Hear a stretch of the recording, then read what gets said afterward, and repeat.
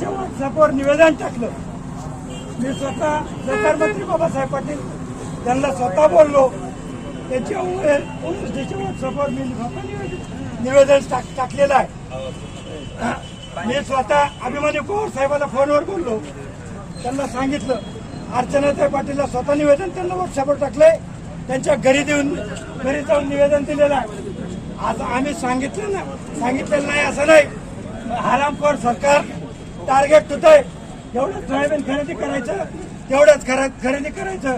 जेवढे आज शेतकऱ्यांनी ऑनलाईन केलंय तेवढं सगळ्याचं खरेदी केलं पाहिजे. 30 तारीख आहे आणि 20 तारीख आहे. 8 जुलैमध्ये 19 लाख टन पान आयात केलं तेव्हा ह्यांनी झकमारीच्या कळलं नाही का? आज बरं शेतकऱ्यांना आलं की टार्गेट पूर्ण झालं. याद राखा तुम्ही, जोपर्यंत सोयाबीन खरेदी केंद्र चालू होत नाही तोपर्यंत नाही तर आम्ही धडक देणार या गेटला मध्ये जाऊन बसणार.